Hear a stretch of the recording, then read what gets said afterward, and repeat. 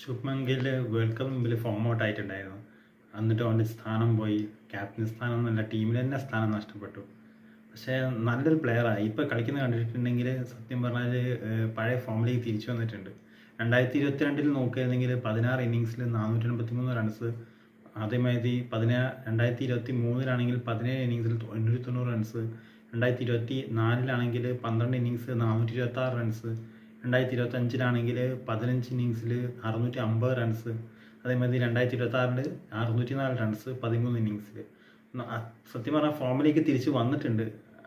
അതേമാതിരി ഡൽഹി ക്യാപിറ്റൽസിനോട് 45 ബോളിൽ 70, ലക്നൗ സൂപ്പർ ജയൻസിനോട് 40 ബോളിൽ 56, അതേമാതിരി കൊൽക്കത്ത നൈറ്റ് റൈഡേഴ്സിനോട് 50 ബോളിൽ 86, രാജസ്ഥാൻ റോയൽസിനോട് 44 ബോളിൽ 84, കൊൽക്കത്ത നൈറ്റ് റൈഡേഴ്സിനോട് 49 ബോളിൽ 85, ചെന്നൈ സൂപ്പർ കിങ്സിനോട് 37 ബോളിൽ 64. അതേമാതിരി ഇപ്പോൾ സത്യം പറഞ്ഞാൽ ക്യാപ്റ്റൻ സ്ഥാനത്തിലേക്ക് തിരിച്ച് വന്നിട്ടുണ്ട് ശുഭ്മൻ ഗിൽ. തിരിച്ചിപ്പോൾ ടീമിലേക്ക് ക്യാപ്റ്റനായിട്ട് വരും. അതാണ്, ആ ഫോമിലേക്ക് തിരിച്ചെത്തിയിട്ടുണ്ട്. ഇന്ത്യക്ക് ഇത് നല്ല ഒരു സൂചനയാണ്.